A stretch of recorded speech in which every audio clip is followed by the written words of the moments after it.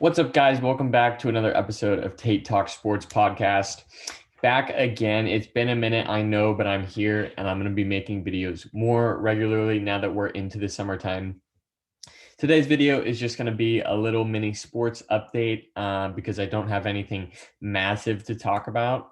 So a little overview just quickly of what I'm going to be talking about today. I'm going to talk about a little bit about the NBA and the NBA playoffs and everything that's about to go on and is going on as of the time of recording this. Talk a little bit about who I think the MVP will be of the NBA and some of my preferences of what I hope will happen in the playoffs. And then I will go into a little bit about soccer or football, specifically the Premier League and things going on there. So first things first, NBA playoffs got started this weekend. Big games yesterday with the Bucks winning against the Heat, the Mavericks beating the Clippers, Nets beating the Celtics, and then the Blazers beating the Nuggets. So I'm going to make a little bit of predictions here of my teams who I think will come out of each conference, the West and the East, and then my NBA champion. So out of the East, I am going to go with the Nets. As much as that pains me to say, because I really do hate them, I think they're going to come out. I think the only teams that really could challenge them are the Bucks and then maybe the 76ers. I think the Bucks have a really good matchup with the Nets. They've got Giannis to guard KD, they've got PJ Tucker to guard Harden, and they've got Drew Holiday to guard Kyrie. Obviously, they're not going to stop them, but as far as matchup for matchup goes, that's probably the best defense you're going to get on those three players in the entire NBA. So that's why I think the Bucks could beat them, and I do hope they beat them, but I don't think they will. 76ers could match up as well. Joel Embiid wouldn't really match up on the three stars, but obviously he's a stud. They would not be able to handle him.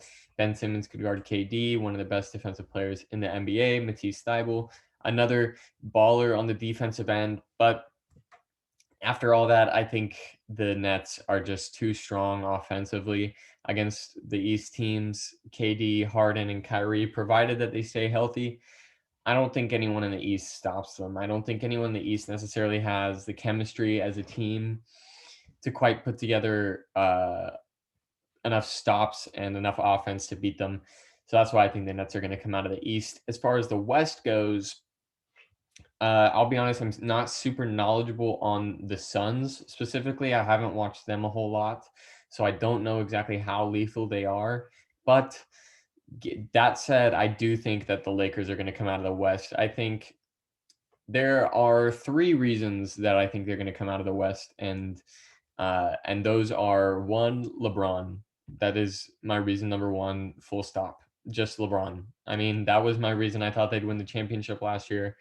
And that's my reason I think they're going to come out of the West next year. On top of that, Anthony Davis just cannot be guarded. The Suns have a good matchup with DeAndre Ayton, who is probably going to defend decently well against AD, but he is just such a handful that I think, even if he's not scoring, he's massively impacting the game all over the place. And then the third reason is I think the team just has really good chemistry, specifically LeBron and AD. I think they all play for each other. I think they all play for their team.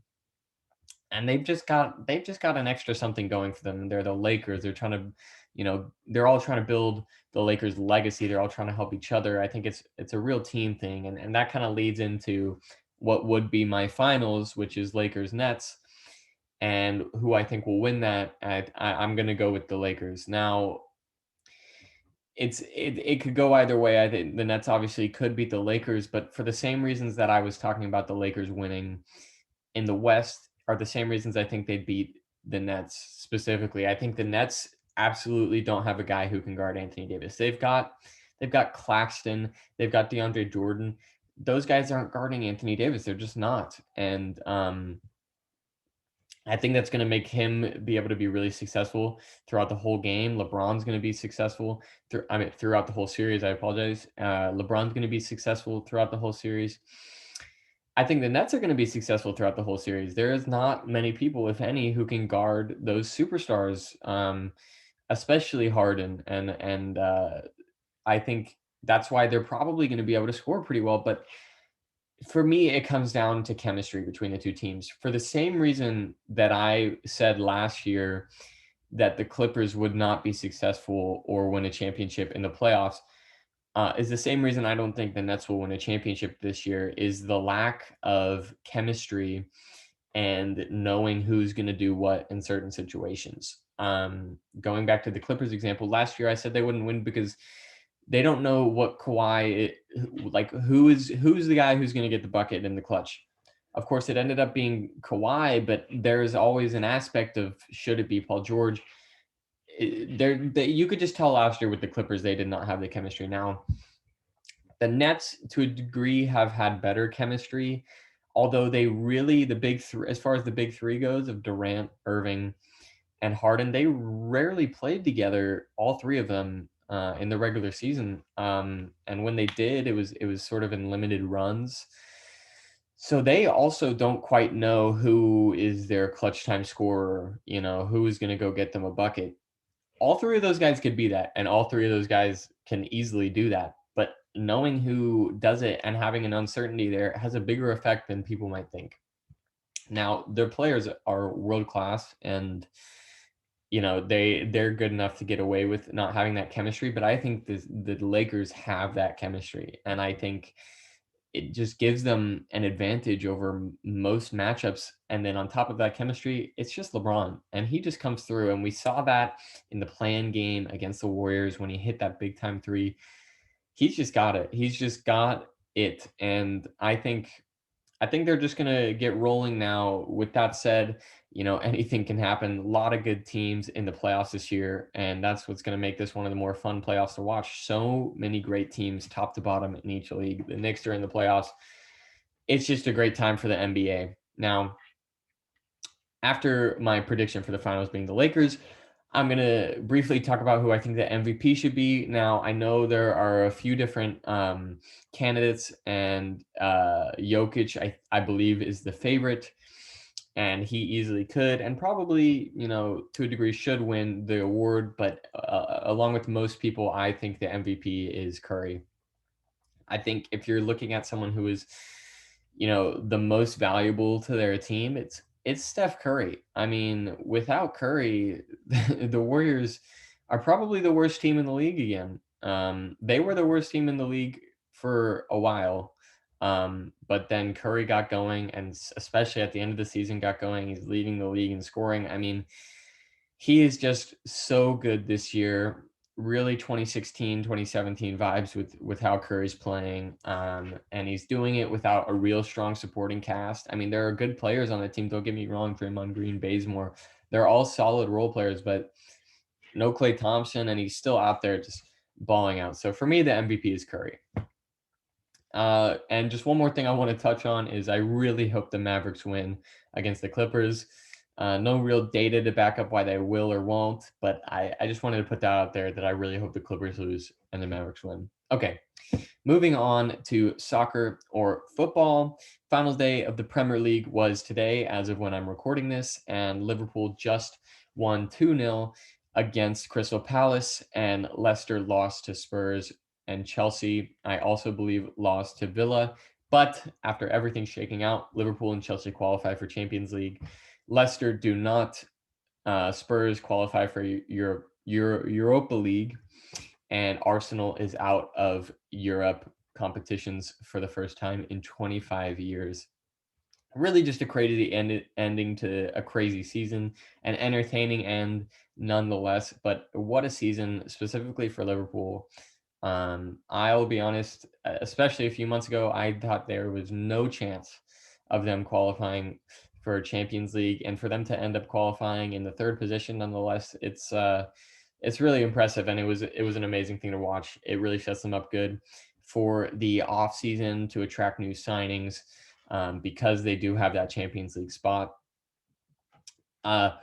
Chelsea obviously glad to qualify. If they've had one of the best comeback seasons in all of Europe, and for them to possibly have not qualified for Champions League would have been disastrous, but obviously they do. Unfortunate for Leicester because they did hold that top four spot all the way until last week, and now they're out. It's a sad year for Leicester again, but to be honest, it's probably going to be more entertaining with Chelsea in rather than Leicester. Two more things I quickly want to touch on is the Harry Kane transfer. Obviously, Harry Kane has announced that this will be his last season in Spurs, and he has requested a transfer to somewhere within the Premier League.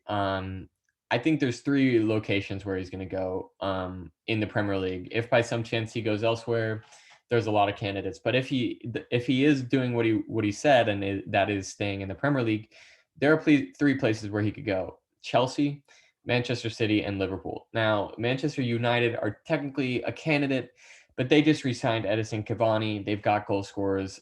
I also probably think it would really stretch their wallets to sign a guy like Harry Kane. So I don't think they're actually going to make too high a bid for him.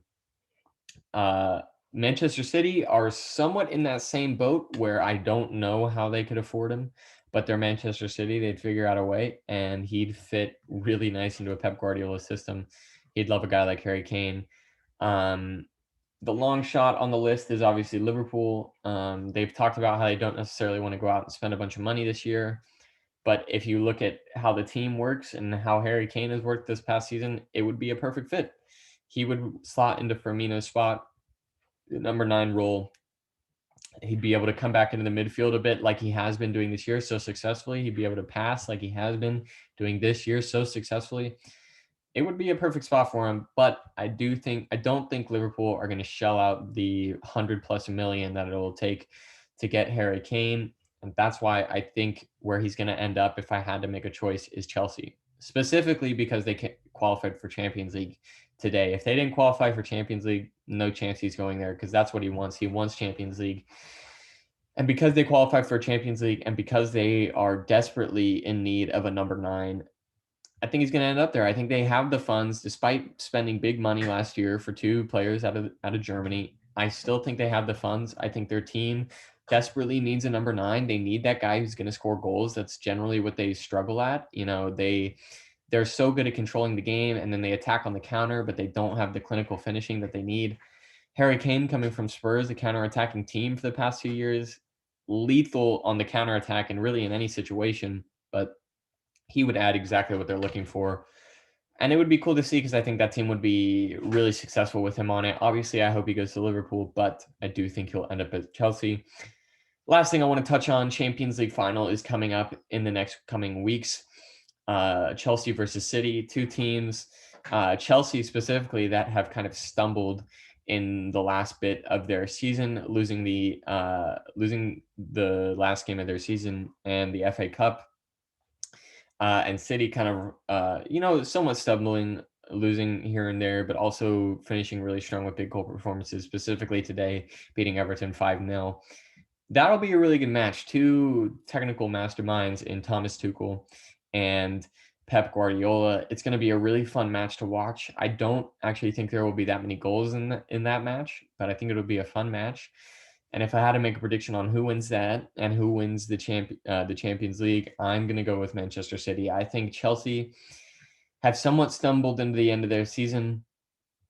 They're still a very, very good team and could easily win, but I think they're just a bit out of form. And I think City is too lethal. Too many players that are top class, all over the board and multiple at each position. I just think they're too good, especially in big situations like a Champions League final, to drop and lose. Although they haven't won a Champions League final as a team, I think this is the year they're going to do it. So City wins the Champions League for me. All right, guys, that is it for my sports update. I hope you guys enjoyed. I'll be making videos hopefully very often in the coming days and weeks. Let me know in the comments if there's anything you guys want me to make a video about. Make sure to like and subscribe, and I'll see you next time.